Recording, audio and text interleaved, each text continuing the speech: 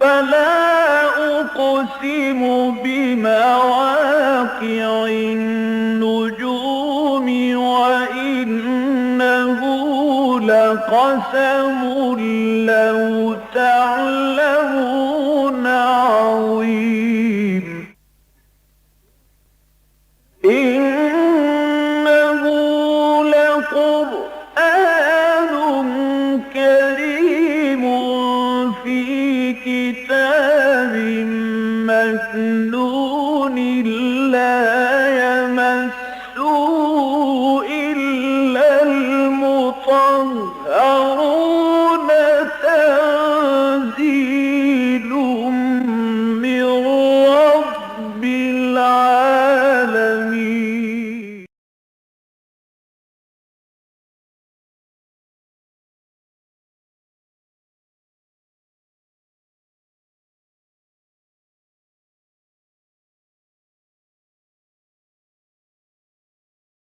أعوذ بالله من الشيطان الرجيم. بسم الله الرحمن الرحيم. ودخل جنته وهو ظالم لنفسه قال ما أظن أن تبيد هذه أبدا وما أظن الساعة قائمة ولئن رددت إلى ربي لأجدن خيرا منها منقلبا. قال له صاحبه وهو يحاوره أكفرت بالذي خلقك من تراب ثم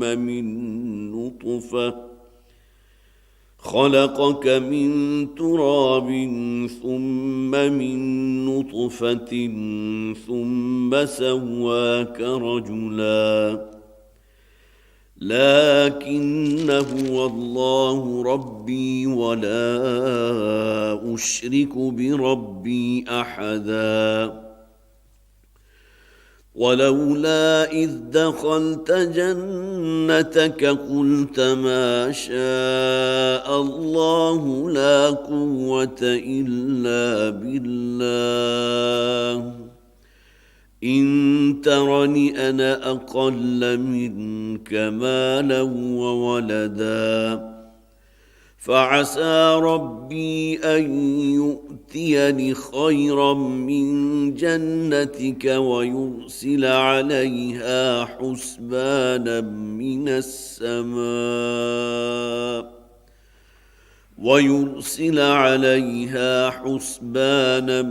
من السماء فتصبح صعيدا زلقا أو يصبح ماؤها غورا فلن تستطيع له طلبا. وأحيط بثمره فأصبح يقلب كفيه على ما أنفق فيها وهي خاوية على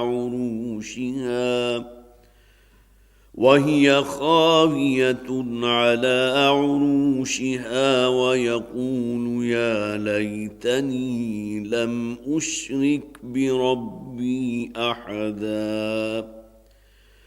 ولم تكن له فئة ينصرونه من دون الله وما كان منتصرا. هنالك الولاية لله الحق هو خير ثوابا وخير عقبا. صدق الله العظيم. رب اشرح لي صدري ويسر لي أمري واحلل عقدة من لساني يفقه قولي.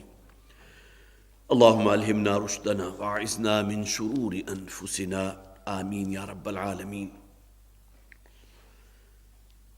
سورہ کہف کا 5واں رکوع ہمارے زیر مطالعہ ہے۔ اس بات کو ایک مرتبہ پھر ذہن نشین کر لیجئے کہ اس سورہ مبارکہ کی خصوصی فضیلت ہے جو احادیث میں وارد ہوئی ہے۔ جو سب سے پہلا درس تھا اس سورہ مبارکہ سے متعلقہ، اس میں میں نے 3 احادیث آپ کے سامنے رکھی تھی، اور واقعتاً ان احادیث کا اگر اعادہ ہوتا رہے، تکرار ہوتی رہے، تو اس سورہ مبارکہ کی عظمت بھی ہم پر یقیناً منکشف ہوگی، اور ساتھ کے ساتھ اس پر غور و فکر، اس کا مراقبہ، اس کی تلاوت کے بھی ہم انشاءاللہ خوگر ہوں گے۔ بخاری اور مسلم دونوں میں ایک روایت موجود ہے حضرت براء ابن عازب رضی اللہ تعالی عنہ، جس کے راوی ہیں، اور یہ ان کا اپنا واقعہ ہے۔ وہ فرماتے ہیں کہ ایک رات جبکہ میں سورہ کہف کی تلاوت کر رہا تھا اپنے گھر میں، اور ظاہر ہے کہ رات میں بھی محسوس ہوتا ہے، اگرچہ اس حدیث میں تو ذکر نہیں ہے، لیکن رات کا ممکن ہے پچھلا پہر ہو، تو فرماتے ہیں کہ اچانک مجھے اپنے گھوڑے کے بدکنے کی آواز آئی،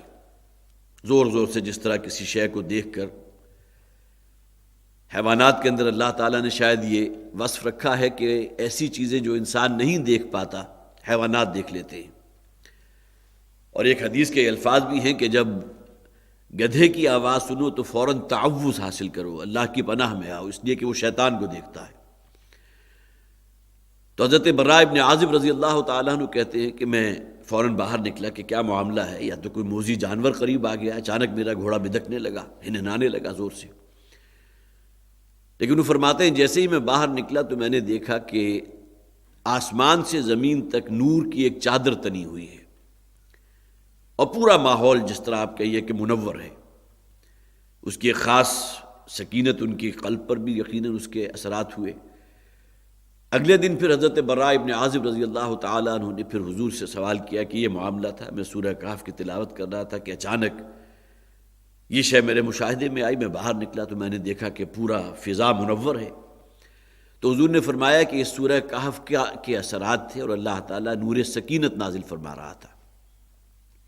اب اس سے بھی سورہ مبارکہ کی جو عظمت ہے وہ منکشف ہوتی ہے۔ اسی طرح ابو الدرداء رضی اللہ تعالیٰ عنہ سے روایت جو میں نے آپ کو سنائی تھی، جو مسلم شریف میں موجود ہے، کہ جو شخص بھی اس سورہ مبارکہ کی 10 آیات کی تلاوت کرتا ہے، اس کو معمول بناتا ہے، اس کا مراقبہ کرتا ہے، تو اللہ تعالیٰ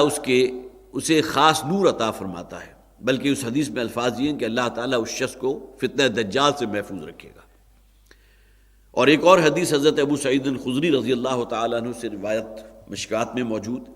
کہ جو شخص بھی ہر جمعے کے دن اس سورہ مبارکہ کی تلاوت کرتا ہے، اور میں نے اس سے پہلے بھی عرض کیا تھا کہ تلاوت کے معلوم مفہوم کیا ہے، پیروی کرنا، کسی شے کو فالو کرنا۔ تو جب ہم تلاوت کرتے ہیں تو نہ صرف یہ کہ ہماری نگاہیں اس متن کو فالو کر رہی ہوتی ہیں، بلکہ ہمارا قلب و ذہن جو ہے وہ بھی متوجہ ہونا چاہیے اس مفہوم کی طرف جو اس آیت میں موجود ہے جس کی تلاوت کی جا رہی ہے۔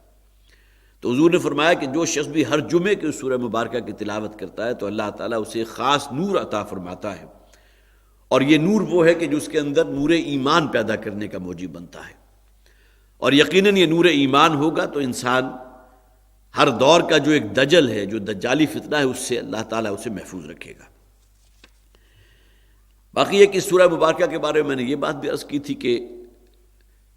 اس دنیاوی زندگی کی جو زیب و زینت ہے، جو چمک دمک ہے، جو رعنائیاں ہیں جو انسان کو اپنی طرف کھینچتی ہیں، وہ جو پہلی 8 آیات اور آخری 2 آیات، یہ کل 10 آیات حضرت ابو الدرداء رضی اللہ تعالیٰ عنہ نے جن 10 آیات کا ذکر کیا تھا، ان میں وہ آیت بھی موجود ہے، انا جعلنا ما علی الارض زینۃ لها لنبلوہم ایہم احسن عملا۔ اس زمین پر جو کچھ بھی ہے اللہ تعالیٰ فرماتے ہیں کہ ہم نے اسے بڑا مزین کر دیا ہے، بڑا دل فریب بنا دیا ہے، بڑی رعنائی ہے اس کے اندر، دل کو موہ لینے والی چیزیں، اپنی طرف متوجہ کرنے والی چیزیں ہیں۔ انا جعلنا ما علی الارض زینۃ لنبلوہم ایہم احسن عملا۔ لیکن اصل امتحان کیا ہے کہ اللہ تعالیٰ دیکھنا چاہتا ہے کہ کون لوگ وہ ہیں کہ جو اس تمام چمک دمک سے مرعوب ہوئے بغیر اللہ کی فرما برداری اختیار کرنے والے ہیں اور نیک اعمال کرنے والے ہیں۔ جو آیات ہم نے پچھلی مرتبہ پڑھی تھی وہ خصوصی عظمت کی حامل تھی اس اعتبار سے کہ جب یہ سورہ مبارکہ حضور پر نازل ہوئی، مکی صورت ہے، مکی دور تھا، اور آپ پر اولین دور میں جو ایمان لانے والے تھے ان میں اکثر و بیشتر نوجوان صحابہ بھی تھے، اور پھر یہ کہ فقراء صحابہ کی ایک کثیر تعداد تھی۔ تو مسلم شریف کی روایت حضرت عبداللہ ابن مسعود رضی اللہ تعالیٰ عنہ، وہ راوی ہیں کہ ایک مرتبہ ہم 6 صحابہ حضور کی خدمت میں حاضر تھے۔ وہ 6 کون تھے؟ اس روایت میں ان کا نام بھی موجود ہے۔ ایک حضرت عبداللہ ابن مسعود رضی اللہ تعالیٰ عنہ خود موجود تھے، پھر حضرت سعد ابن ابی وقاص موجود تھے، حضرت بلال موجود تھے، حضرت صہیب موجود تھے، حضرت خباب اور حضرت عمار رضی اللہ تعالیٰ عنہ، یہ فقراء صحابہ میں سے۔ تو اب حضور کے پاس بیٹھے ہوئے تھے، اسی اثناء میں قبیلہ حذیل کا ایک سردار آیا، اس کے ساتھ کچھ اور افراد بھی تھے، اور وہ آپ سے گفتگو کرنا چاہتا تھا۔ ہمیں دیکھ کر وہ اچانک ٹھٹک کر کھڑا ہو گیا اور اس نے حضور سے کہا کہ محمد صلی اللہ علیہ وسلم، جب تک اپنے ارد گرد سے ان کمی کاروں کو دور نہیں کرو گے، ہم تمہاری بات سننے کو تیار نہیں۔ اب یہاں اصل میں جیسا کہ میں نے اس سے پہلے بھی عرض کیا تھا، ممکن ہے نبی اکرم صلی اللہ علیہ وسلم کے قلب مبارک میں یہ خیال آتا بھی ہو کہ قبیلے کا سردار ہے، اس کی کوئی اکرام بھی ہونا چاہیے، عزت افزائی بھی ہونی چاہیے، اور وہ آیا ہے تو ظاہر ہے مجھ سے سوائے دین کے اور کچھ تو سمجھ کر نہیں جائے گا، دین کی بات معلوم کرنا چاہتا ہے، اور یہ تو اپنے ہی لوگ ہیں فقراء صحابہ میں سے۔ تو اس میں ممکن ہے حضور کے اپنے دل میں بھی خیال پیدا ہوا ہو کہ ذرا رستہ دیں، جگہ دیں تو یہ آگے آ کے میری بات سن لے، لیکن یہ کہ یہ آیات وہ تھی جو حضرت عبداللہ ابن مسعود رضی اللہ تعالیٰ عنہ فرماتے ہیں اسی موقع پر نازل ہوئی تھی، وَاصْبِرْ نَفْسَكَ مَعَ الَّذِينَ يَدْعُونَ رَبَّهُمْ بِالْغَدَاةِ وَالْعَشِيِّ۔ اے نبی صلی اللہ علیہ وسلم، وہ فقراء صحابہ کے جو صبح و شام اپنے رب سے تعلق قائم کیے ہوئے ہیں، اپنے رب کو پکارنے والے ہیں، اس کی اطاعت اور فرما برداری اختیار کرنے والے ہیں، دنیاوی اعتبار سے اگرچہ ان کا شمار کوئی باحثیت لوگوں میں نہیں ہوتا، لیکن اس کے باوجود ان لوگوں کے ساتھ آپ کا تعلق خصوصی ہونا چاہیے، محبت کا، شفقت کا، رافت کا، اور پھر یہ کہ ہمدردی کا معاملہ ان لوگوں کے ساتھ سب سے بڑھ کر ہونا چاہیے۔ وَاصْبِرْ نَفْسَكَ مَعَ الَّذِينَ يَدْعُونَ رَبَّهُمْ بِالْغَدَاةِ وَالْعَشِيِّ يُرِيدُونَ وَجْهَهُ، جو اللہ کی رضا کے طالب ہیں۔ تو آپ اپنے آپ کو فوکس رکھیے انہی لوگوں کی طرف کہ جو آپ پر ایمان لا چکے ہیں، خواہ دنیاوی حیثیت ان پر نہیں ہے اور ان کے اوپر جو ہے دنیاوی مال و دولت اس طرح نچھاور نہیں ہے جیسا کہ ان لوگوں کی طرف ہے کہ جو بہرحال روپیہ پیسہ رکھنے والے اور جن کے پاس سرداری بھی ہے، رؤسائے قریش میں سے بھی ہے۔ تو وَلَا تُطِعْ مَنْ أَغْفَلْنَا قَلْبَهُ عَنْ ذِكْرِنَا وَاتَّبَعَ هَوَاهُ فَكَانَ أَمْرُهُ فُرُطًا، اور یہ لوگ جو آ رہے ہیں بظاہر یوں بن کر آتے ہیں کہ آپ کی بات سمجھ کر شاید اس بات کو قبول کر لیں گے، اسلام کی دعوت کو قبول کر لیں گے، لیکن اکثر و بیشتر ان میں سے وہ ہے کہ جو سوائے کوئی تنقید کرنے کے لیے یا کہ اعتراض کرنے کے لیے یا لوگوں کے سامنے اس بات کو دوبارہ واضح کرنے کے لیے کہ ہم تو گئے تھے محمد کے پاس صلی اللہ علیہ وسلم، جا کر اس سے بات سمجھنے کی کوشش کی، لیکن ہمارے تو پلے کچھ پڑا نہیں، وہ تو ایک خدا کی بات کرتا ہے، ہمارا آبائی دین جو ہے اس میں تو جو ہے بہت سی دیویاں ہیں، بہت سی دیوتا ہیں، تو لہٰذا تمہیں تو اپنے آپ کو پوری طرح قائم رکھنا چاہیے اپنی آبائی روایات کے ساتھ، اپنے آبائی دین کے ساتھ۔ تو یہ اس قسم کے جو ہیں وہ تصورات لے کر لوگ آتے تھے حضور کے پاس، آ کر بیٹھتے بھی تھے اور اس کے بعد جا کر جو ہے کہتے تھے ہم نے تو جا کر قریب جا کر دیکھ لیا، ہمیں تو کوئی ایسی شے نظر نہیں آئی۔ باقی یہ دیوانے ہیں، کچھ نوجوان ہیں، کچھ فقیروں کے طبقے سے کچھ لوگ ہیں، کچھ کمی کاری لوگ ہیں، الذین ہم اراذلنا بادی الرأی، جیسے کہ حضرت نوح علیہ السلام، انہیں تو اللہ تعالیٰ نے 950 برس کی عمر عطا فرمائی تھی، تو ان کے پاس سے بھی جب وہ امیر لوگ اور جو اسے آپ کہیے آسودہ ہو لوگ گزرتے تھے تو وہ کہتے تھے تمہارے ارد گرد کون لوگ جمع ہوتے ہیں؟ اراذلنا،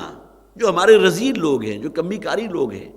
جن کا معاشرے میں کوئی مقام ہے ہی نہیں، روپے پیسے دولت والے نہیں ہیں،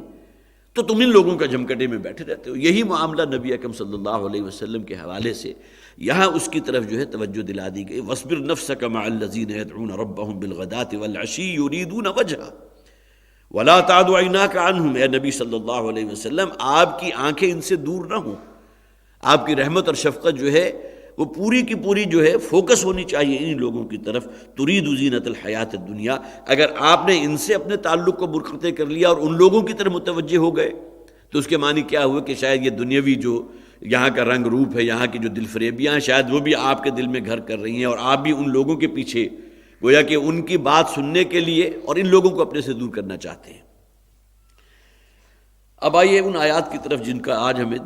مطالعہ کرنا ہے، اس لیے کہ وَاضْرِبْ لَهُمْ مَثَلًا رَجُلَيْنِ، اس سے تو آغاز ہو چکا ہے اس قصے کا، جس میں ایسے دو اشخاص کا ذکر ہے، جن میں سے ایک شخص وہ تھا کہ جو بڑی مال و دولت والا تھا،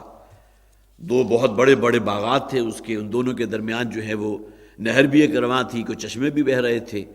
پھر یہ کہ کھیتیاں بھی تھیں، اور اس کا ایک ہمسایہ تھا یا دوست تھا یا سگا بھائی تھا، اس لیے کہ اس میں اختلاف رائے ہے۔ بعض مفسرین کی رائے تو یہ ہے کہ یہ جو آگے جو آ رہی ہے وہ صرف تمثیل کے درجے میں ہے، واقعہ نہیں ہے، لیکن ایک اکثر و بیشتر مفسرین نے اسے واقعہ قرار دیا۔ بعد نے یہ کہا کہ یہ دو سگے بھائیوں کا معاملہ ہے، ان کے والد جو ہے بہت مالدار تھے، ترکے میں بہت سی دولت انہوں نے چھوڑی، ان میں سے ایک بھائی جو تھا بیٹوں میں سے جو بڑا تھا، اس نے تمام کچھ دنیا کمانے کے لیے لگا دیا، اپنے لیے دنیا کی ہر نعمت جمع کر لی، ہر آسائش جمع کر لی، بہترین باغات ہیں، کھیتی باڑی ہے، سب کچھ ہے۔ اور دوسرا جو تھا، اس نے وہ روپیہ پیسہ جو ترکے میں ملا تھا اسے اللہ کی راہ میں لگا دیا، خدمت خلق کے جذبے کے تحت۔ تو یہ ان دونوں کا معاملہ ہے۔ بعض کے نزدیک یہ دو ہمسایوں کا معاملہ ہے۔ بہرحال ایک شخص وہ تھا کہ جس کے پاس دنیاوی مال و دولت بھی بہت تھی، دو باغات بھی تھے، کھیتیاں بھی تھیں، اس کے اندر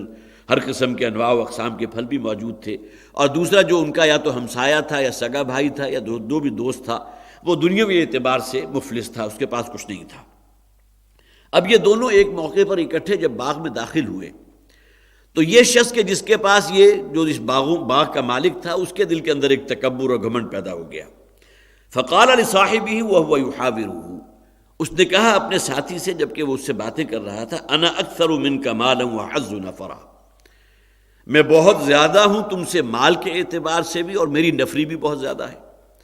روپیہ پیسہ بھی بہت ہوگا، اور دنیوی روپے پیسے کا جو سب سے بڑا مظہر ہے کہ اس کی کھیتی باڑی ہے، وہ بہت بڑی زمین قطع ارضی ہے، پھر اس میں باغات ہیں وہ بھی تھے، واعز نفرا، اور نفری میں بھی میں تم سے زیادہ عزت والا ہوں، میرے جو دوست ہیں، میری جو چوپال ہے، میری جو بیٹھک ہے، وہ بھی بڑے ہی صاحب حیثیت لوگ آ کر اس میں بیٹھتے ہیں، اور پھر یہ کہ تمہارے جو ہے اس قسم کا کوئی تعلق نہیں ہے ان لوگوں کے ساتھ، تو تمہارے تو اپنے دوستوں کے اندر وہی فقراء ہیں، اسی طرح کے درویش ہیں۔ اور ایک مراد یہ بھی لی گئی کہ یہاں اعز نفرا سے مراد یہ کہ میری اولاد بھی تم سے زیادہ ہے۔ وَدَخَلَ جَنَّتَهُ وَهُوَ ظَالِمٌ لِنَفْسِهِ، اور وہ اپنے اس باغ میں داخل ہوا جبکہ وہ اپنی جان پر ظلم ڈھا رہا تھا۔ قرآن نے یہاں کس شے کو ظلم سے قرار دیا؟ اس کے اندر جو تکبر پیدا ہو چکا تھا، سب سے بڑا ظلم تو یہ ہے۔ المتکبر تو اللہ تعالیٰ کے اسماء حسنہ میں سے ایک نام ہے، المتکبر، جسے آپ تکبر کہیں گے، وہ بتمام و کمال اگر وہ کوئی جامع زیب آتا ہے تو اللہ تعالیٰ کی ذات پر آتا ہے، المتکبر اللہ کا نام ہے۔ لیکن جس شخص کے اندر، مخلوقات میں سے کسی کے اندر اگر تکبر پیدا ہو گیا تو اس کے لیے تو پھر حدیث میں بڑے سخت الفاظ ہیں کہ تکبر الکبر ردائی، تکبر تو جو میری چادر ہے، اور جو شخص تکبر اختیار کرتا ہے گویا کہ وہ میرے کندھے سے میری چادر کو کھینچ رہا ہے۔ تو وَدَخَلَ جَنَّتَهُ وَهُوَ ظَالِمٌ لِنَفْسِهِ، اپنی جان پر ظلم ڈھا رہا تھا، وہ بڑا متکبر ہو گیا تھا۔ قَالَ مَا أَظُنُّ أَن تَبِيدَ هَٰذِهِ أَبَدًا، سب سے پہلی بات تو اس نے یہ کہی کہ مجھے گمان نہیں ہے کہ یہ باغ کبھی برباد ہو سکتا ہے۔ اس کے لیے جو میں نے پلاننگ کی ہے، اس کی چار دیواری میں نے بہت ہی تناور قسم کے کھجور کے درخت ہیں کہ ان کو میں نے لگا کر اس کی چار دیواری کی حفاظت کا اہتمام کیا ہے، کوئی آرٹیفیشل، کوئی گارے کی اور کسی کچی اینٹوں کی بنی ہوئی چار دیواری نہیں ہے کہ اچانک وہ ڈھہ جائے گی تیز ہوا سے، اور بھی میری پلاننگ پوری کی پوری ہے، لہٰذا میں نہیں سمجھتا کہ میرا باغ یہ کبھی برباد ہوگا۔ ما اظن ان تبید هذه ابدا وما اظن الساعة قائمة، یہی اصل میں جسے دجل کہا جاتا ہے، جب انسان دنیا کے مال و دولت اس کا اسیر ہو جاتا ہے، پھر قیامت کا تصور بھی انسان کی نگاہ سے اوجھل ہو جاتا ہے، اور وہ بھی صرف ایک ظن اور تخمین کے درجے میں رہتی ہے۔ عقیدہ تو ہے ٹھیک ہے، مرنے کے بعد جو ہے زندہ ہونا ہے، ہمیں بتایا گیا ہے، قرآن پڑھتے ہیں تو اس میں بھی موجود ہے، لیکن دل جو ہے اس کے اوپر ٹھکتا نہیں۔ ان نظن الا ظنا، بعث بعد الموت، مرنے کے بعد کی زندگی صرف ظن اور تخمین کے درجے میں تو ہے، اس سے آگے کچھ نہیں۔ وما اظن الساعة قائمة، اور مجھے تو گمان نہیں ہے کہ قیامت آنے والی ہے۔ گویا کہ دل کا جو اصل فطور تھا، اس دنیاوی روپے پیسے اور مال و دولت کی وجہ سے جو اس کے اندر ایک مادہ پرستانہ سوچ اور تکبر پیدا ہو چکا تھا، اس کا نتیجہ کیا نکلا کہ قیامت کا انکار کر دیا۔ وما اظن الساعة قائمة، مجھے تو یقین ہے یہ قیامت جو ہے وہ مجھے گمان ہے کہ وہ نہیں ہوگی۔ وَلَئِن رُدِّدتُّ إِلَىٰ رَبِّي،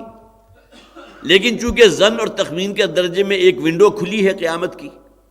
وَلَئِن رُدِّدتُّ إِلَىٰ رَبِّي، اور اگر مجھے میرے رب کی طرف لوٹا ہی دیا گیا، بفرض محال، اگرچہ سمجھ میں تو نہیں آتی کہ ہمارے آباء و اجداد اور ہم، اور قیامت پتہ نہیں ابھی کتنے ہزار برس بعد آئے گی، تو ہم تو مٹی میں مل کر مٹی ہو چکے ہوں گے، ہمیں کیسے دوبارہ زندہ کیا جائے گا۔ وَلَئِن رُدِّدتُّ إِلَىٰ رَبِّي، اگر مجھے لوٹایا گیا اپنے رب کی طرف، لَأَجِدَنَّ خَيْرًا مِّنْهَا مُنْقَلَبًا، تو میں جب وہاں پہنچوں گا تو گویا کہ مجھے اس دنیا میں جو اللہ نے دیا اس سے کہیں بڑھ کر اللہ تعالیٰ وہاں بھی عطا فرمائے گا۔ اور اس کے دلیل کیا تھی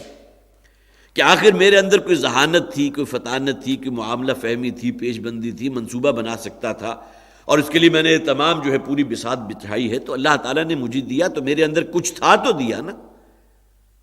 اور جس طرح تم اس دنیا کے اندر جوتیاں چٹکھا رہے ہو، تمہیں کوئی پوچھنے والا نہیں، تمہارے جو ہے عزت داروں کے ساتھ تمہارا کوئی جو ہے اٹھنا بیٹھنا نہیں ہے، اور پھر یہ کہ تمہارے پاس روپیہ پیسہ مال و دولت کوئی سٹیٹس ہے نہیں، لہذا جس اللہ نے تمہیں اس دنیا میں محروم رکھا آخرت میں بھی محروم رکھے گا۔ اب سوائے اس دلیل کے اور کوئی دلیل اس کے پاس نہیں ہے۔ وَلَئِن رُدِدتُّ إِلَىٰ رَبِّي لَأَجِدَنَّ خَيْرًا مِّنْهَا مُنْقَلَبًا، اور اگر مجھے اپنے رب کی طرف لوٹایا ہی گیا تو لازماً پاؤں گا میں کہیں بہتر اس سے جو مجھے یہاں دیا گیا۔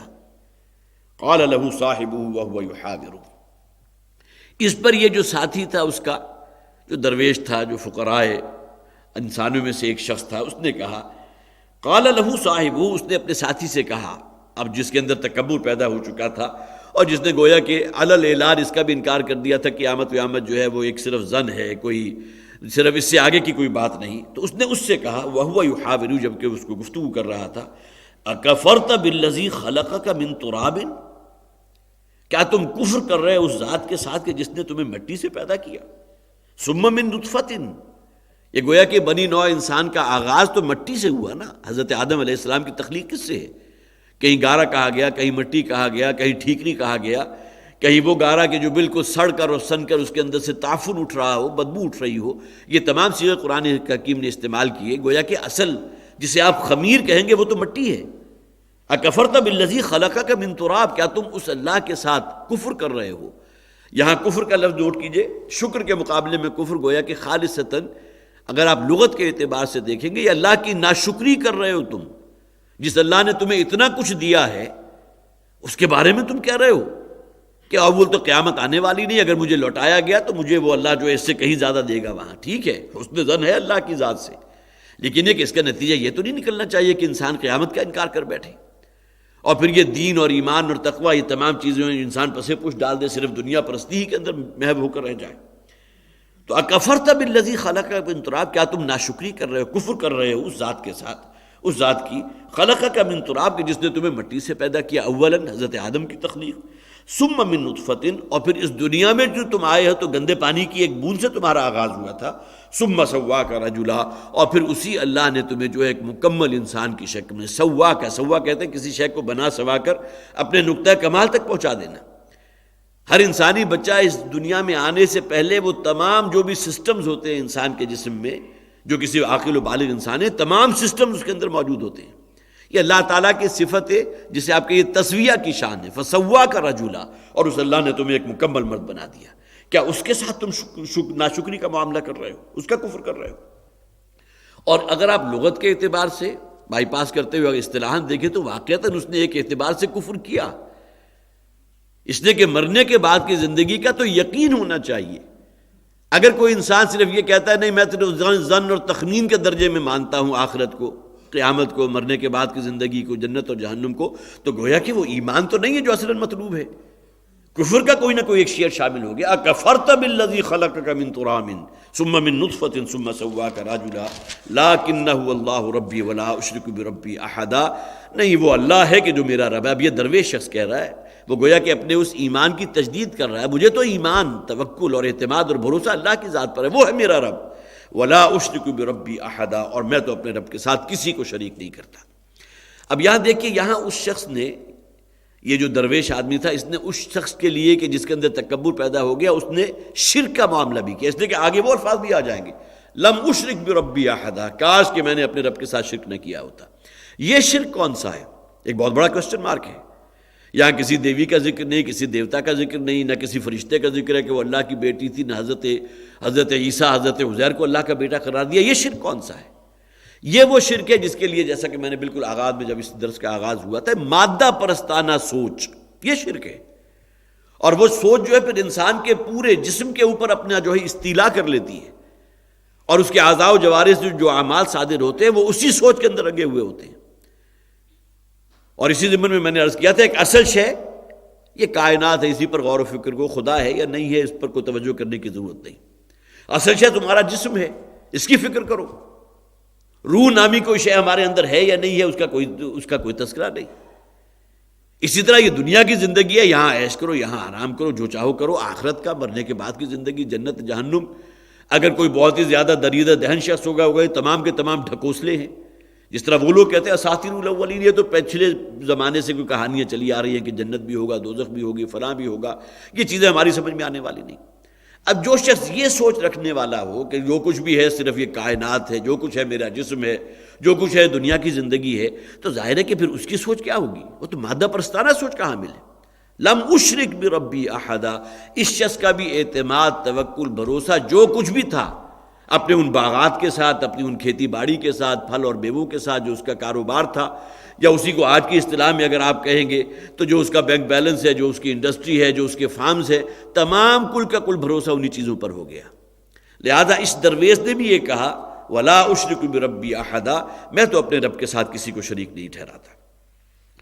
ولولا اذ دخلت جنتک قلت ما شاء اللہ۔ اب یہ دیکھیے اس کی واضح نصیحت اور آگے بڑھ رہی ہے۔ ایک طرف سے تو اسے متوجہ کر دیا، کیا تم نے اپنے رب کی کفران نعمت کے مرتکب ہو رہے ہو؟ وہ اللہ کی جس نے تمہیں پیدا کیا ہے، گندے پانی کی بوند سے پیدا کیا، پھر تمہیں مکمل مرد بنا دیا، پھر آخرت کا تم انکار کر رہے ہو۔ ما ظن الساعۃ قائمۃ، مجھے تو یقین نہیں ہے کہ آخرت ہوگی کہ نہیں ہوگی، میں تو صرف ظن اور تخمین کے درجے میں جانتا ہوں اس بات کو۔ لیکن اب آگے اور آگے بات چلا رہا ہے وَلَوْلَا إِذْ دَخَلْتَ جَنَّتَ قُلْتَ مَا شَاءَ اللَّهُ۔ کیوں نہیں ایسا ہوا کہ جب تم اپنے اس باغ میں داخل ہوئے تھے تو تمہاری زبان پر الفاظ کیا ہونے چاہیے تھے؟ قُلْتَ مَا شَاءَ اللَّهُ لَا قُوَّةَ إِلَّا بِاللَّهِ، تمہاری زبان سے یہ الفاظ نکلنے چاہیے تھے کہ جو اللہ نے چاہا، جو اللہ نے دیا میرے پاس ہے۔ بڑے پیارے الفاظ ہیں، ما شاء اللہ کان وما لم یشاء لم یکن۔ یہ گویا کہ جسے آپ کہیے کہ ایمان کے جو باطنی ثمرات ہیں، جس میں اعتماد، توکل، بھروسہ اللہ کی ذات پر، کوئی شے اس کے اذن کے بغیر وقوع پذیر ہو ہی نہیں سکتی۔ انسان دوسرے لوگوں سے جو ہے وہ بڑا خائف رہتا ہے کہ فلاں مجھے نقصان پہنچا دے گا، فلاں میرا کیریئر تباہ کر دے گا، فلاں میری پروموشن روک دے گا، جبکہ اصل شے کیا ہے؟ اختیار کلی تو اللہ کے ہاتھ میں ہے۔ تو گویا کہ اعتماد، توکل اور بھروسہ جو ہے وہ کل کا کل اللہ کے اختیار میں ہے۔ ما شاء اللہ کانا، جو اللہ چاہے گا، جو اللہ کی مشیت ہوگی وہ ہوگا، جو اللہ نے چاہا وہ ہو گیا۔ وما لم یشاء لم یکن، اور جو اللہ نہیں چاہے گا وہ ہرگز نہیں ہو سکتا۔ کائنات کی تمام قوتیں اگر مل کر زور لگا لیں تب بھی اللہ تعالیٰ جو چاہے گا اس میں اندر کوئی تبدیلی تو واقع نہیں ہو سکتی۔ تو یہ کلمات جو ہے، جس کے لیے میں نے عرض کیا تھا کہ یہ کلمات ہمارے جو جسے آپ کہیے کہ ایک بندہ مومن کی شخصیت کے اندر یہ رچے بسے ہونے چاہیے۔ سبحان اللہ، ما شاء اللہ، لا حول ولا قوت الا باللہ، الحمدللہ، اللہ اکبر، یہ الفاظ ہیں۔ اور اسی سے جو ہے بہت سی روایات ہیں، مسند احمد میں موجود ہیں، ترمذی میں موجود ہیں، میں نے جو خاص طور پر نوٹ کی تھی، اس لیے کہ یہ جو الفاظ ہیں ما شاء اللہ لا قوت الا باللہ، اس درویش نے جو توجہ دلائی تھی کہ ہونا تو یہ چاہیے تھا کہ جب تم اپنے باغ میں داخل ہوئے تو تمہاری زبان پر ما شاء اللہ لا قوت الا باللہ، جو اللہ چاہے گا وہ ہوگا، جو اللہ نے چاہا وہ ہو گیا۔ آج اگر یہ باغ میری ملکیت میں ہے تو اللہ کے اذن سے، اللہ کے چاہے ہیں، لا قوت الا باللہ، اور کوئی قوت نہیں ہے جو اللہ کے مد مقابل بن سکے۔ مسند احمد میں ایک روایت ہے جس میں نبی اکرم صلی اللہ علیہ وسلم نے ارشاد فرمایا کہ کیا میں تمہیں جنت کے خزانوں میں سے ایک خزانے کا پتہ بتاؤں؟ تو صحابہ نے عرض کیا، ظاہر ہے کہ نبی اکرم صلی اللہ علیہ وسلم کی زبان سے الفاظ نکلے ہوں تو ہر شخص متوجہ ہوگا کہ اللہ کے رسول کس بات کا ذکر کر رہے ہیں جسے آپ جو ہے جنت کے خزانوں میں سے خزانہ قرار دے رہے ہیں۔ تو اس پر نبی اکرم صلی اللہ علیہ وسلم نے فرمایا ما شاء اللہ لا قوت الا باللہ، بعین ہی یہی الفاظ جو اس درویش نے کہے تھے، حضور نے فرمایا کہ یہ الفاظ جنت کے خزانوں میں سے ایک خزانہ ہے۔ معلوم ہوا کہ اگر یہ الفاظ انسان کی جسے آپ کہیے شخصیت کے اندر گندھے ہوئے ہیں، اس کی زبان سے نکلتے ہیں تو دل کی گہرائی سے نکلتے ہیں، تو یقیناً اللہ تعالیٰ جو ہے اس کے ہاں جو اجر و ثواب ہوگا ان کا، ما شاء اللہ لا قوت الا باللہ۔ اسی طرح مسند احمد کی روایت ہے، شداد ابن اوس رضی اللہ تعالیٰ عنہ اس کے راوی ہیں، وہ فرماتے ہیں کہ حضور نے ارشاد فرمایا کہ جو شخص بھی رات کے آخری پہر اٹھ کر وضو کرے، چند نوافل ادا کرے اور اس کے بعد 100 مرتبہ یہ الفاظ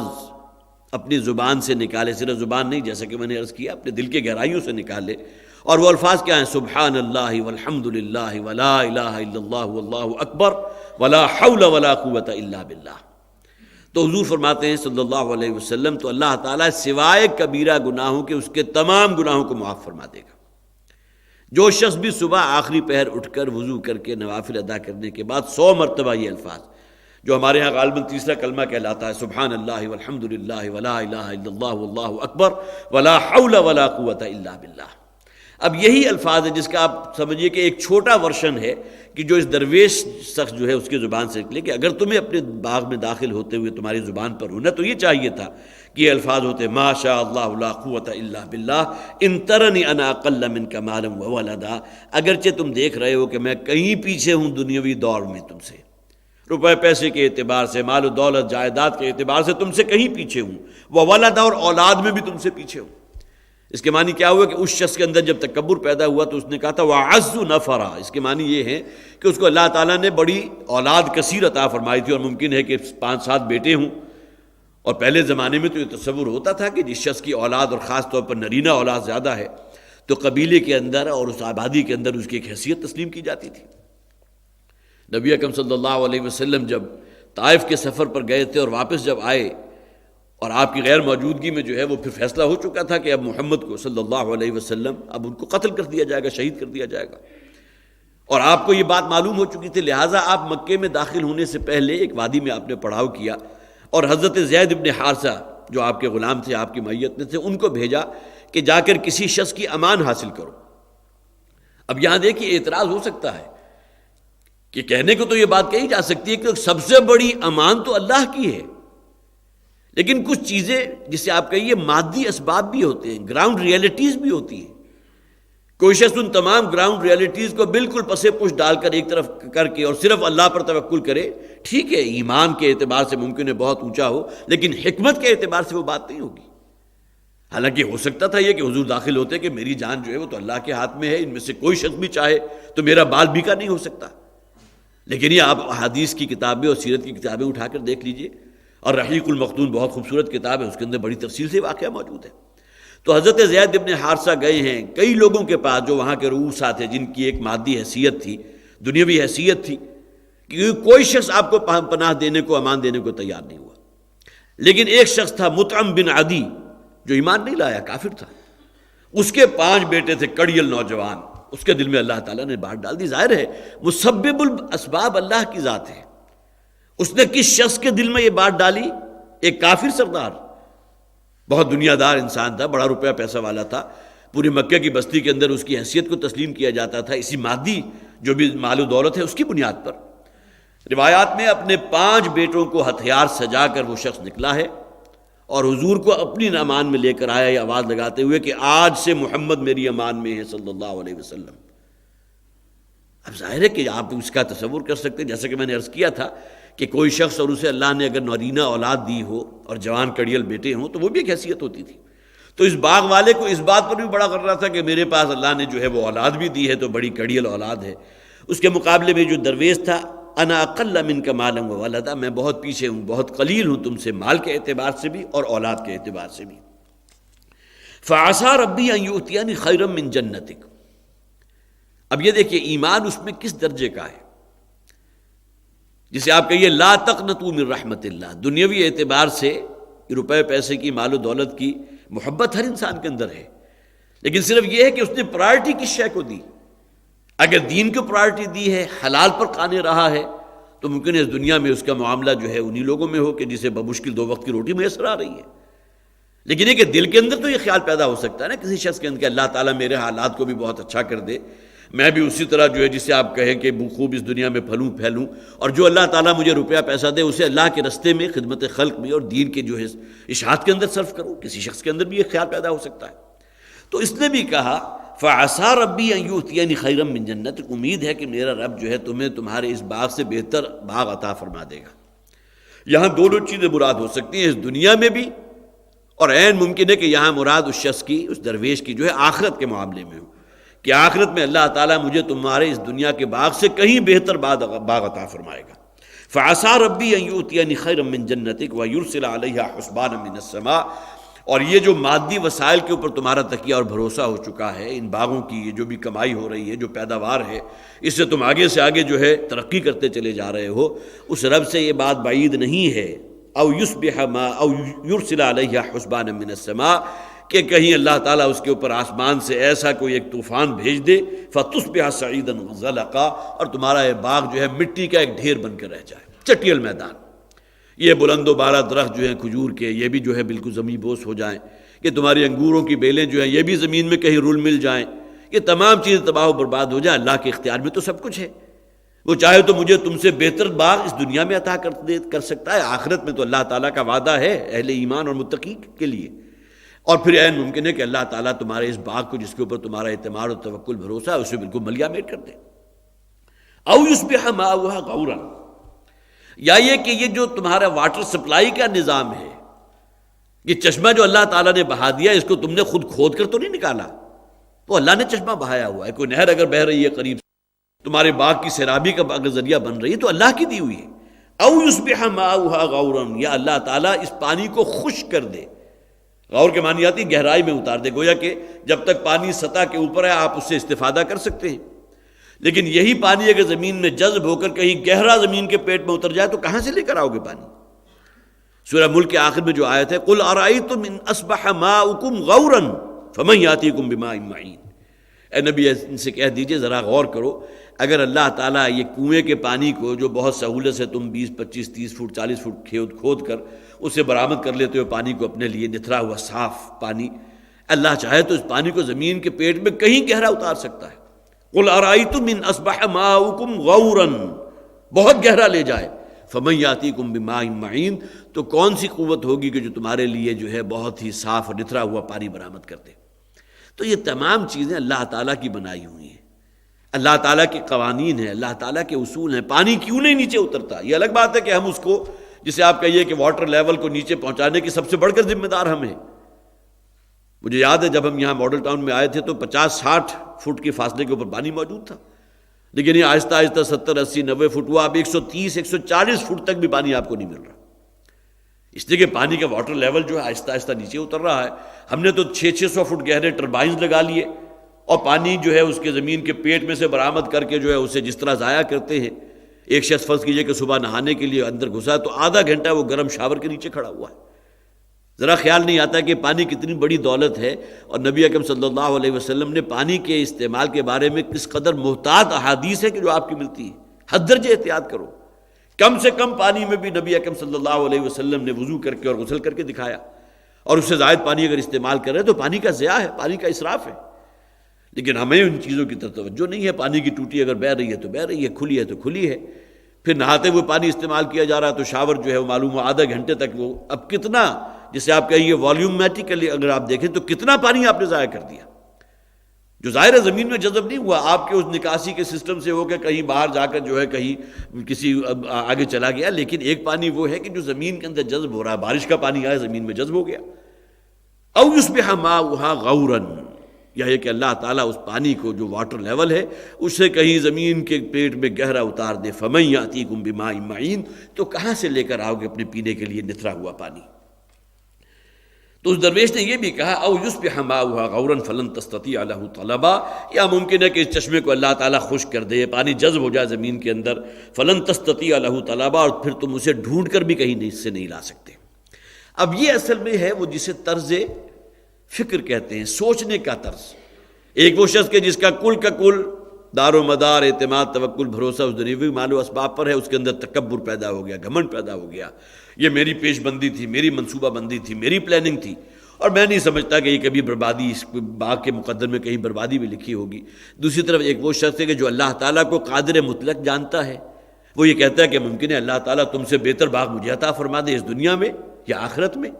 اور پھر یہ کہ اللہ تو قادر ہے کہ کوئی ایسا باد سرسر کا کوئی جھونکا آئے یا کوئی ایسا کوئی طوفان آئے کہ تمہارا پورا کا پورا باغ جو ہے مٹی کا ڈھیر بن کر رہ جائے، یا اس سے بھی آگے بڑھ کر اللہ تعالیٰ اس پانی کو جو سیرابی کا باعث بن رہا ہے زمین کے پیٹ میں گہرا اتار دے، خشک ہو جائے۔ او یصبح ماؤہا غورا فلن تستطیع لہ طلبا واحیط بثمرہ۔ بالآخر اس درویش نے جو بات کہی تھی وہ 100% اس کے مطابق معاملہ ہو گیا۔ اللہ تعالیٰ نے گویا کہ اس کے دل سے نکلی ہوئی اس بات کو قبول فرما لیا، اور اس کے اندر جو تکبر اور گھمنڈ پیدا ہوا تھا اس کی اللہ تعالیٰ نے اسی دنیا میں اسے سزا دی۔ وَأُحِيطَ بِثَمَرِهِ، بالآخر نتیجہ کیا نکلا کہ اس کے اس تمام جو بھی باغ کے اندر جو بھی اسمار والے پھلوں والے درخت تھے، جو کچھ بھی تھا، ہر شے سمیٹ لی گئی۔ فَأَصْبَحَ يُقَلِّبُ كَفَّيْهِ عَلَى مَا أَنفَقَ فِيهَا، اور پھر ہو گیا وہ اپنے ہتھیلیوں پر ہتھیلیوں کو رگڑتا ہوا، یہ گویا کہ پچھتاوے کی وجہ سے، مایوسی، فرسٹریشن کی وجہ سے اب معلوم ہوتا ہے کہ وہ تمام چیزیں جو اس کے لیے گویا کہ اس دنیا میں ایک بہت بڑی نوید تھی آگے بڑھنے کی، وہ تمام چیزیں زیرو ہو گئیں۔ کوئی باد سرسر کا جھونکا آیا یا پالا پڑ گیا یا بہت ہی تیز و تند قسم کا طوفان آیا کہ اس کے کھجور کے درخت جو ہے وہ بھی تنے سے اکھڑ گئے، پوری فصل تباہ ہو گئی اور وہ ایک چٹیل میدان ہو کر رہ گیا۔ فاصبح یقلب کفیہ علی ما انفق فیہا، اور پھر وہ اپنی ہتھیلیاں رگڑتا ہوا رہ گیا، علی ما انفق فیہا، جو کچھ کہ اس نے انویسٹ کیا تھا اس پر۔ صبح و شام کی محنت تو تھی ہی تھی، وہ غارت گئی، اور اس میں کتنا روپیہ پیسہ اور مال و دولت لگایا تھا اس نے، اس کے لیے کہاں کہاں سے اس نے جو ہے کہیں سے کھادیں حاصل کی ہوگی، آج کے حوالے سے میں بات کر رہا ہوں، کیسے عمدہ جو ہے مشینری حاصل کی ہوگی، پورا جو ہے ہارویسٹر پلانٹ خرید لیا ہوگا، سب کچھ ہوگا۔ تو گویا کہ جو کچھ بھی انویسٹ کیا تھا اس نے، وہ تمام چیزیں جو ہے اس کی نگاہوں کے سامنے ملیا میٹ کر دی گئی، مٹی کا ڈھیر بن گئی، اور وہ اپنے ہتھیلیوں کو رگڑتا ہوا رہ گیا۔ فاصبح یقلب کفیہ علی ما انفق فیہا، جو مال خرچ کیا تھا، جو انویسٹ کیا تھا اس پر سب کچھ برابر ہو گیا۔ وَيَقُولُ يَا لَيْتَنِي لَمْ أُشْرِكْ بِرَبِّي أَحَدًا، اور پھر وہ کہنے لگا کہ کاش کہ میں نے اپنے رب کے ساتھ کسی کو شریک نہ کیا ہوتا۔ یہاں وہ لفظ شرک کی حقیقت کو سمجھیے، یہاں کسی دیوی دیوتا، کسی کے سامنے سجدہ کرنے کا، کسی اور کو، کسی کو خدا کا بیٹا یا بیٹی قرار دینے کا کسی شے کا ذکر نہیں ہے۔ ہم تو شرک سمجھتے ہیں صرف انہی چیزوں کو، ہمارے نزدیک مادہ پرستانہ سوچ شرک نہیں ہے، ہمارا اعتماد، توکل اور بھروسہ کل کا کل مادی اسباب پر ہے، ہم سمجھتے ہیں یہ شرک نہیں ہے۔ لیکن یہ شخص جو ہے اپنے اس شرک کے اوپر خود مطلع ہو گیا، جب اس نے اپنا سیلف انالیسس کیا تو اس نتیجے پر پہنچا کہ واقعتاً میں نے اپنے رب کے ساتھ کسی اور کو شریک کر دیا تھا، رب کی ذات میری نگاہوں سے اوجھل ہو گئی تھی، کہ دنیا اور یہاں کی دل فریبیاں، یہاں کی چمک دمک رعنائیاں جو ہیں، اس نے مجھے خیرہ کر لیا تھا، اس نے میری تمام توجہات اور تمام محنتوں کو اپنے گرد جو ہے فوکس کر لیا تھا۔ یہی وہ شے ہے کہ جس کو یہ شخص یہاں شرک قرار دے رہا ہے۔ یا لیتنی لم اشرک بربی احدا، جیسا کہ میں اس سے پہلے بھی عرض کرتا رہا ہوں کہ یہ حقیقت و اقسام شرک کے حوالے سے والد محترم رحمہ اللہ کی بڑی تفصیلی جو ہے خطابات بھی موجود ہیں، آپ کو آڈیو ویڈیو میں مل جائیں گے، ڈی وی ڈیز میں بھی، اور اسی طرح اب تو ایک حقیقت و اقسام شرک پہ موضوع کے اوپر ایک مکمل جو ہے کتاب، خاصی ضخیم کتاب جو ہے وہ بھی وجود میں آ چکی ہے، اس کا بھی مطالعہ کیجئے، اس سے پھر معلوم ہوگا کہ ہوس چھپ چھپ کے سینوں میں بنا لیتی ہے تصویریں۔ انسان کسی شے کو یہ سمجھتا ہے کہ شرکت تو اس سے کہیں دور پار کا واسطہ نہیں، لیکن یہ کہ خالصتاً اگر آپ گہرائی میں اتر کر دیکھیں گے تو آپ کا وہ طرز فکر یا آپ کا وہ عمل شرک کی کیٹیگری میں شمار ہوگا۔ یہی وجہ ہے کہ نبی اکرم صلی اللہ علیہ وسلم نے شرک خفی کے بارے میں ایک حدیث میں جو الفاظ استعمال کیے تھے، اس سے پتہ چلتا ہے کہ شرک خفی پر مطلع ہو جانا ہر شخص کا کس قدر مشکل کام ہے۔ آپ نے فرمایا کہ سیاہ اندھیری رات میں سیاہ پتھر کے اوپر رینگتی ہوئی ایک سیاہ چونٹی، سیاہ اندھیری رات ہے، سیاہ پتھر یا سیاہ چٹان ہے، اور اس کے اوپر ایک سیاہ رنگ کی چونٹی رینگ رہی ہے، اس کو دیکھنا ممکن ہے؟ اگر آپ دیکھیے اس کو اپنے اوپر طاری کر کے دیکھیے تو کیسے ممکن ہے آپ اس کو دیکھ سکیں؟ اس لیے کہ وہ تو بالکل ماحول بھی سیاہ ہو چکا، گھٹا ٹوپ اندھیرا ہے، سیاہ پتھر ہے، اور اس کے اوپر سیاہ رنگ کی چونٹی رینگ رہی ہے۔ حضور نے فرمایا کہ جتنا مشکل اور کٹھن کام اس چونٹی کو دیکھنا ہے، اتنا ہی مشکل کام ہے انسان کا اپنے شرک خفی پر مطلع ہو جانا۔ انسان کو معلوم بھی نہیں ہوتا کہ کس اعتبار سے وہ گویا کہ شرک کے اندر مبتلا ہو چکا ہے، اس کی طرز فکر کے اندر، سوچ کے اندر مشرکانہ چیزیں شامل ہو چکی ہیں،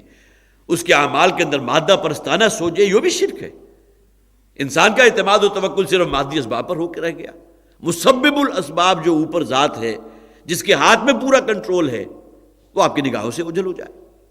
تو یا لیتنی لم اشرک بربی احدا، بالآخر یہ شخص جو ہے وہ پکار اٹھا کہ کاش کہ میں نے اپنے رب کے ساتھ کسی کو شریک نہ ٹھہرایا ہوتا۔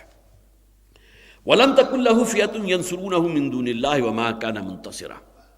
اب یہ دیکھیے بے بسی ہے اس شخص کی کہ جس کے اوپر دنیاوی اعتبار سے تو قیامت ٹوٹ گئی۔ قرآن حکیم میں اس کو بہت بطور تمثیل بہت سے اور مقامات پر بھی اس کا ذکر کیا گیا۔ ایک جگہ ذکر یہ بھی ہے، ایک شخص ہے کہ جس نے بڑی محنت کی ہے، اپنی کھیتی لہلہا رہی ہے اس کی نگاہوں کے سامنے، اور پھر اچانک جو ہے رات کو کہیں باد سرسر کا جھونکا آیا اور تمام چیزیں اس کی نگاہوں کے سامنے ملیا میٹ ہو گئی۔ گویا کہ زندگی بڑی حسین گزر رہی تھی، کہیں کوئی اونچ نیچ نہیں تھی، دنیاوی آسائشیں، سہولتیں، ہدیہ کے عیاشی تک کا تمام سامان اسے فراہم تھا، اور اس کے کہیں وہم و گمان میں بھی نہیں تھا کہ اچانک یہ حادثہ ہو سکتا ہے۔ جس طرح کوئی بحری جہاز جو ہے سمندر کے سینے پر جا رہا ہو اور جہاز کے اوپر سفر کرنے والوں کو پتہ نہ ہو کہ آگے کوئی چٹان موجود ہے کہ جس سے اچانک وہ ٹکرائے گا اور جہاز دو ٹکڑے ہو جائے گا اور سانحہ جسے آپ کا یہ سب سے بڑا سانحہ وجود میں آ جائے گا، کوئی آدمی سوچ بھی نہیں سکتا۔ تو یہ تمثیل قرآن میں بہت سے مقامات پر انسان کو جھنجھوڑنے کے لیے، شاید سمجھتا ہے کہ یہ چیزیں دوسرے لوگوں کے لیے اس کے اوپر صادر نہیں آ سکتی، لہٰذا یہ ہے اصل میں انسان کی بے بسی جس کا یاد گیا وَلَمْ تَكُنْ لَهُ فِئَةٌ يَنْصُرُونَهُ مِن دُونِ اللَّهِ، اللہ کے فیصلے کے مقابلے میں کوئی طاقت اس کے پاس نہ تھی کہ جو اس کی مدد کر سکتی۔ آج بھی جسے آپ آسمانی آفتیں کہتے ہیں، کوئی زلزلہ آ گیا، کوئی سونامی آ گئی، کوئی اور کسی قسم کی ایسی پکڑ آ گئی، تو اس کے مقابلے میں کوئی طاقت ہوتی ہے کہ جو اس کا مقابلہ کر سکے، جو اسے روک سکے۔ اب تو ہمارے سامنے چونکہ یہ پہلے تو تمام باتیں جو ہیں کوئی قصے کہانی کی ہوتی تھی، زلزلہ آیا کیا ہوا، آپ بیٹھے ہوئے سینکڑوں میل دور، اب تو آپ اپنے گھر میں بیٹھے وہ تمام نقشے دیکھ رہے ہیں، جو جاپان میں ابھی جو آئی تھی سونامی اور اس میں جو تباہی آئی تھی، جس طرح وہ کوئی 30-40 فٹ اونچا جو ہے پانی کا ریلا آیا اور بڑے بڑے بحری جہازوں کو جو ہے وہ باقاعدہ جو ہے الٹاتا پلٹاتا وہ بستیوں کے اندر گھس گیا اور پوری کی پوری جو ہے بستیوں کو تباہ کر دیا۔ اس سے پہلے کس کو پتا تھا؟ تو وہ مسبب الاسباب کے جس کے ہاتھ میں کنٹرول ہے، جب وہ فیصلہ کر لے تو پھر دنیا کی کوئی طاقت آڑے نہیں آ سکتی۔ جب اللہ تعالیٰ کا فیصلہ ہو جائے تو پھر کوئی طاقت جو ہے، تو فرمایا گیا وَلَمْ تَكُنْ لَهُ فِئَةٌ يَنْصُرُونَهُ، نہ تو اس کے پاس کوئی فوج تھی، نہ کوئی جتھا تھا، اسے تو بڑا ارمان تھا اور بہت مان تھا اپنے جتھے کے اوپر، اپنی چوپال کے اوپر۔ میں تو ذرا اشارہ کروں گا تمام صاحب حیثیت لوگ جو ہے میرے پاس جمع ہو جائیں گے، میرا دسترخوان بڑا وسیع ہے، ہر مشکل وقت میں مجھے بچانے کے لیے میرے یہ فلاں دوست موجود ہیں جو مجھے جان سے زیادہ بڑھ کر چاہنے والے ہیں، وہ موجود ہیں۔ فَلَمْ تَكُنْ لَهُ فِئَةٌ يَنْصُرُونَهُ، کوئی اس کا جتھا، کوئی چوپال، کوئی جماعت، کوئی فوج، کوئی طاقت اس کے آڑے نہیں آ سکتی کہ آ سکی اللہ کے مقابلے میں کہ جو اس کی مددگار ہوتی۔ وَمَا كَانَ مُنْتَصِرًا، اور حد سے زیادہ جو بے بسی کیا ہے کہ وہ خود بھی اللہ سے کوئی بدلہ نہیں لے سکتا۔ جن کی ہر شے تباہ ہو گئی، کیا وہ اللہ سے کوئی بدلہ لے سکتے ہیں؟ مانتے ہو اللہ کو کہ اللہ کے کیا کچھ ہوا، لیکن یہ کہ کچھ کر تو نہیں سکتے۔ قرآن میں اس اسلوب کو بھی جگہ جگہ بیان کیا گیا کہ انسان کی اپنی بے چارگی، بے ماندگی اور بے بسی کا تو یہ عالم ہے کہ نہ تو اس کے پاس وہ کوئی طاقت ہے کہ جو اللہ کے مقابلے میں اس کی مدد کر سکے، اور نہ یہ کہ وہ پھر اللہ سے بدلہ لینے کے جو ہے قابل ہوتا ہے، نہ یہ کہ اس کے اندر یہ ہوتا ہے کہ وہ اللہ کا مد مقابل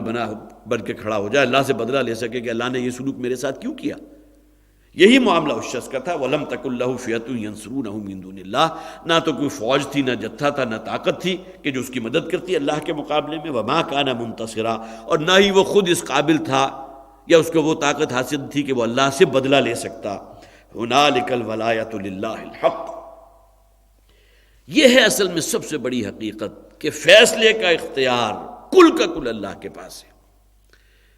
یہ دجل جسے کہا گیا اس دنیاوی زندگی کو، دجالی فتنہ جو کہا جاتا ہے اس روپے پیسے کو، مال و دولت کو، اور یہاں کی رنگ و روی پر دل فریبیوں کو، رعنائیوں کو، کس اعتبار سے کہ انسان گویا کہ کل کا کچھ اپنا مداوا سب کچھ اسی کو سمجھنے لگتا ہے کہ بڑھاپے میں بھی میرے کام آئے گا یہ تمام چیزیں جو میں نے جمع کی ہیں۔ اللہ کے بندے، تمہیں تو یہ بھی پتہ نہیں کہ بڑھاپا تمہاری زندگی میں آئے گا بھی کہ نہیں آئے گا، جس کے لیے سب کچھ جمع کر رہے ہو، جس کے لیے سب کچھ جو ہے تم نے رکھا ہوا ہے۔ اولاد سے تو مجھے کوئی امید نہیں، اس کی تو تربیت ہی میں نے ایسی کی تھی، وہ تو فرض کیجئے کہ اپنے اپنے جگہوں پر اپنے اپنے بیوی بچوں میں مشغول ہو گئے، ختم ہو گئے، باقی میں نے اپنے لیے یہ کچھ رکھا ہوا ہے، اس کو تو اپنے بارے میں کچھ پتہ نہیں۔ تو ہنالک الولایۃ للہ الحق، یہ بات فیصلہ کن ہے کہ الولایہ، کل اختیار، حکم کا اختیار، فیصلے کا اختیار کل کا کل اللہ کے ہاتھ میں ہے جو حق ہے۔ ہوا خیر ثوابا و خیر عقبا، اور وہی ہے کہ جو اس کا بہترین بدلہ دینے والا ہے۔ بہترین بدلہ کن لوگوں کے لیے؟ جو اللہ پر ایمان رکھنے والے ہیں، اللہ پر توکل رکھنے والے ہیں، اسی پر اعتماد اور بھروسہ کرنے والے ہیں، اس کی فرما برداری اختیار کرنے والے ہیں، اس کا تقوی اختیار کرنے والے ہیں، اس کے حرام و حلال کی تمیز کو برقرار رکھے ہوئے ہیں۔ یہ تمام چیزیں وہ ہیں کہ جن کے لیے اللہ تعالیٰ بہترین اجر و ثواب عطا فرمائے گا۔ وہ خیر ثوابا، وہ کہیں بہتر ہے بدلے کے اعتبار سے، ثواب کے اعتبار سے، وہ خیر عقبا، اور بہت ہی اچھا ہے وہ انجام کار کے اعتبار سے۔ اس لیے کہ اگر ایمان ہے مرنے کے بعد کی زندگی کا، تو اصل نفع اور نقصان اس زندگی کا ہے۔ سورۃ تغابن کے نام سے جو ہے پوری سورت 28ویں پارے میں موجود ہے۔ تغابن کے معنی کیا ہے؟ ہار اور جیت کے فیصلے کا دن۔ جس دن معلوم ہوگا کہ کون شخص ہے کہ جو اصلاً جیت گیا۔ اس دنیا میں ممکن ہے ہارا ہوا تھا، اس کے پاس 2 کمروں پر مشتمل کوئی کمرہ، کوئی ایک کوارٹر یا فلیٹ بمشکل اس کے پاس مہیا تھا، اور جسے آپ کہیے کہ ایک وقت میں کئی کھانے نہیں، بلکہ بمشکل 2 وقت کی روٹی جس میں جان کے تعلق کو برقرار رکھنے کے لیے وہ اسے فراہم تھی۔ لیکن یہ کہ اس دن وہ جیتا ہوا ہوگا، اس لیے کہ اعمال صالحہ، نیکی، تقوی، ایمان، حلال و حلال، اس کی چیز تمیز کو برقرار رکھنا، اس پیمانے کے اوپر وہ پورا اترا۔ ذالک یوم التغابن، وہ دن ہے اصل میں ہار اور جیت کے فیصلے کا دن، جس کی والد محترم مثال دیا کرتے تھے کہ 3 گھنٹے کا ایک ڈرامہ ہے، ایک شخص کو آپ نے جو ہے بادشاہ بنا دیا، سنہری تاج بھی آپ نے اس کے سر پر رکھ دیا، بہترین خلعت بھی اسے پہنا دی، اور اس کا انداز اور دیکھنے کا، چلنے کا انداز، ہر شے گویا کہ وہ حکمران ہے، بادشاہ ہے۔ لیکن یہ کہ جیسے ہی وہ 3 گھنٹے گزریں گے اس سے ہر شے واپس لے لی جائے گی، وہ تاج بھی اتارو، یہ کپڑے بھی اتارو، آ جاؤ اپنی جسے آپ اصل جون میں آ جاؤ۔ تو یہ دنیا اس اعتبار سے کہ انسان دھوکہ کھا بیٹھتا ہے کہ شاید یہاں کی جیت اصل جیت ہے، وہ 3 گھنٹے کا ایک دورانیہ ہوتا ہے کسی ڈرامے کا، یہاں یہ ہے کہ 30-40 برس، شروع کے ابتدائی 15-20 برس نکال دیجئے، اس لیے کہ وہ بہرحال جسے آپ کہیے بالکل اوائل عمری ہے، اور آخری اگر بڑھاپے کی عمر ہے تو وہ بھی نکال دیجئے، اس میں انسان جو ہے لِكَيْ لَا يَعْلَمَ بَعْدَ عِلْمٍ شَيْئًا، انسان کی یادداشت بھی متاثر ہو گئی، اس کی قوا جو بھی استعدادات ہیں وہ بھی ختم ہو گئے، تو درمیان کا پیریڈ رہ کتنا گیا؟ تو بس یہی اصل میں ایک نسبت و تناسب ہے، وہ 3 گھنٹے کا ڈرامہ اور یہ کوئی 30-40 برس کا ایک پیریڈ ہے، لیکن ہے کل کا کل امتحان۔ ذالک یوم التغابن، وہ ہار اور جیت کے فیصلے کا دن، کہ جس دن فیصلہ ہوگا کہ کون شخص ہے کہ جو اصلاً جیتا ہوا شمار ہوگا، جس کے لیے پھر جنت ہے ہمیشہ ہمیش کے لیے، اللہم ربنا اجعلنا منہم، اور کون شخص ہے کہ وہ جو اصلاً ہارا ہوا تھا اس دنیا میں، خواہ اس کے پاس قارون کی دولت تھی، دنیا کی ہر نعمت اور آسائش اس کے پاس تھی، دنیا کا امیر ترین کبیر ترین شخص تھا، لیکن قیامت میں ہارا ہوا ہوگا، اس لیے کہ اصل زندگی جو مرنے کے بعد شروع ہونے والی ہے وہ اس کی خسارے اور تباہی اور ہلاکت سے دوچار ہونے والی ہے۔ تو حضرات یہاں یہ تفصیل کے ساتھ وہ قصہ ختم ہوا، اس کے آگے جو اب اگلا رکوع ہے وہ بھی بہت ہی جامع ہے، جس میں اس دنیا کی زندگی کی ایک مثال دی گئی، اور جیسا کہ میں نے